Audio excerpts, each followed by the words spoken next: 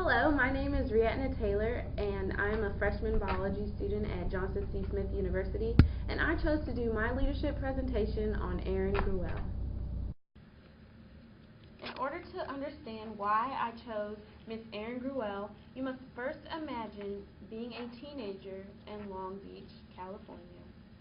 You have to struggle to survive on a daily basis and then have to worry about school on top of that, in which you are doing very poorly and all you hear is discouragement.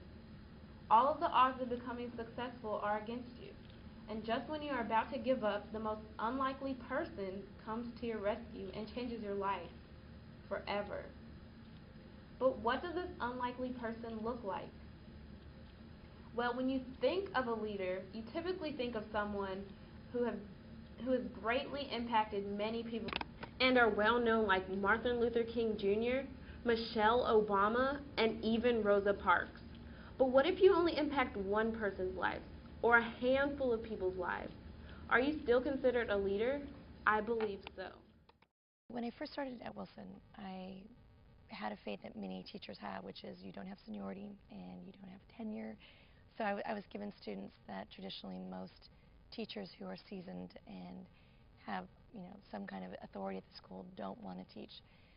So my first year as a student teacher, I had this hodgepodge of students many of whom were disciplinary transfers.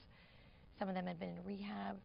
Some of them had learning disabilities or social emotional problems, and students who were not essentially destined to go to college.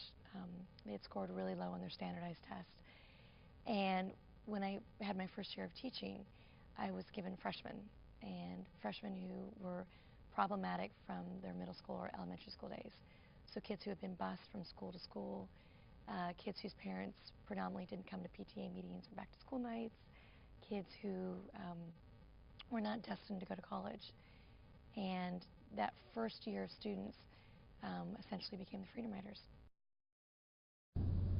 I chose Miss Erin Gruwell because she understood the story of the boy and the starfish.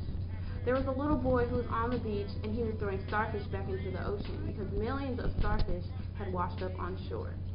One day a man came up to him and asked him why was he doing this and that it didn't matter. He responded to the man as he threw another starfish back into the ocean that it did matter to that starfish. This story is very similar to Erin Gruwell's story in that she was given 150 of the lowest performing students of the high school and she was very discouraged by her other faculty members and other people who knew her that she wasn't going to be able to do anything to help them, that what she was doing currently with her students didn't matter.